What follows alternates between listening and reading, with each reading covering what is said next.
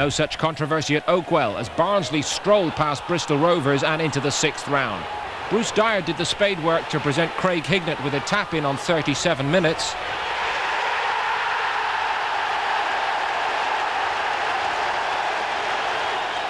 Then Mike Sheron on his Barnsley debut set Hignett free to make it 2.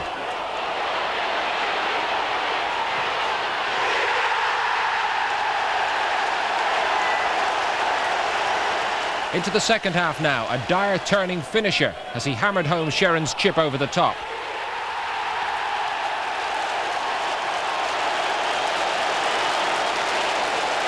And with Bristol Rovers falling apart at the back, Dyer could have had his second. Instead, Hignett was presented with a hat-trick.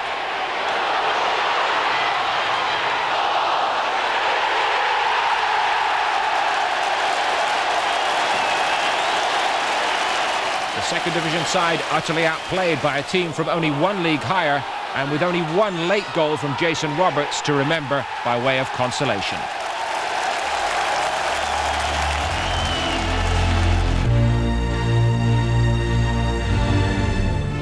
Everton fans have witnessed only 3 home league goals this season, so this victory over Coventry must have left them feeling slightly dazed. On 20 minutes, Francis Jeffers, their latest teenage product, showed striker's instincts with a clinical piece of finishing.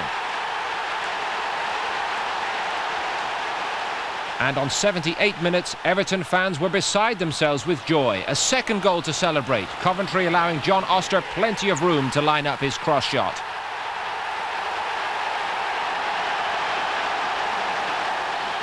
Coventry did briefly threaten to spoil the party when Gary McAllister slotted a trademark free kick 6 minutes from time, but even his own boss Gordon Strachan admitted that Everton simply wanted victory more than his players.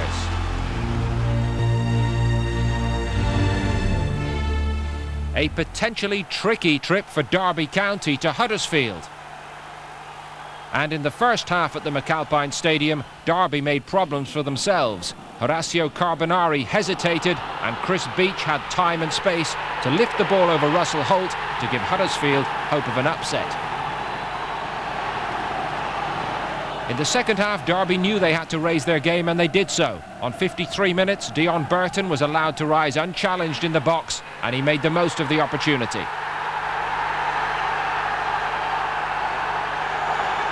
Derby threatened to take over, and only 3 minutes later, Huddersfield skipper Kevin Gray bundled Dean Sturridge over in the box.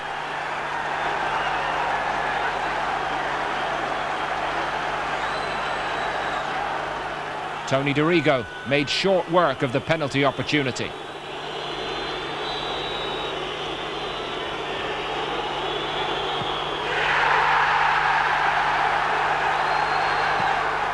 But then it was Derby's turn to indulge in some sloppy defending. The corner reached Marcus Stewart on the far post. His header enough to earn Huddersfield a replay at Pride Park.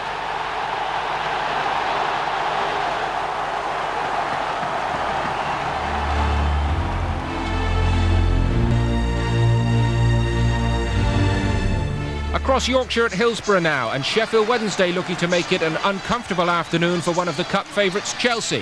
1 goal decided it, watched by Peter Brackley. This is Dan Petrescu. Oh, lovely little change. Reverse pass then from Zola to find Goldbeck. It goes deep at 2! And Chelsea look to have stolen it here, right at the last.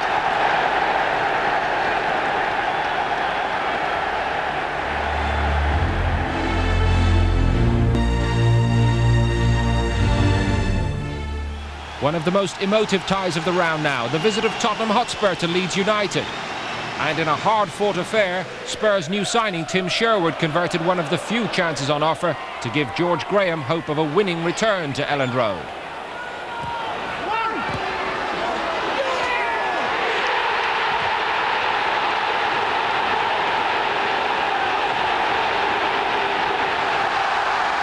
But Leeds' young defender Ian Hart stepped forward and on his so-called weaker right side produced an equaliser to set up a replay and yet another hard night of cup football at White Hart Lane.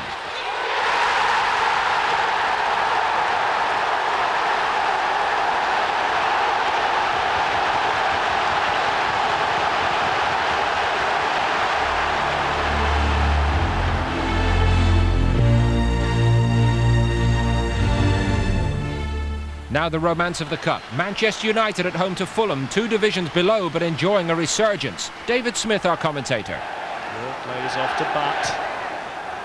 And it's to that far side they go. It's driven across. Here's Cole! And there's the opening goal.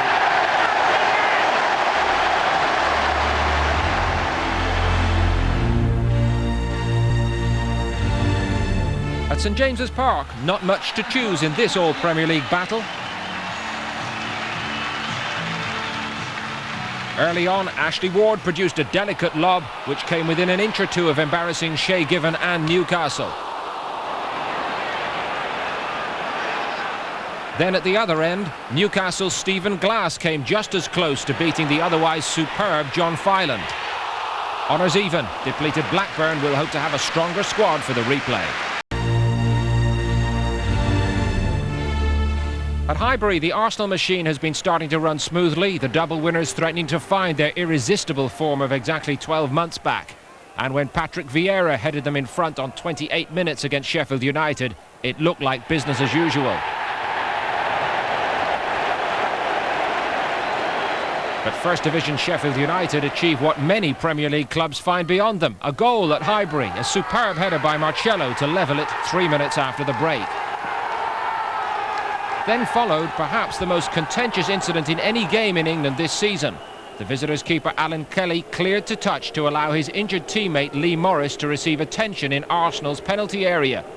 But breaking the convention, Arsenal went forward from the throw-in. Nwankwo Kanu set up Mark Overmars for a tap-in, with United's players expecting Arsenal would give them the ball back.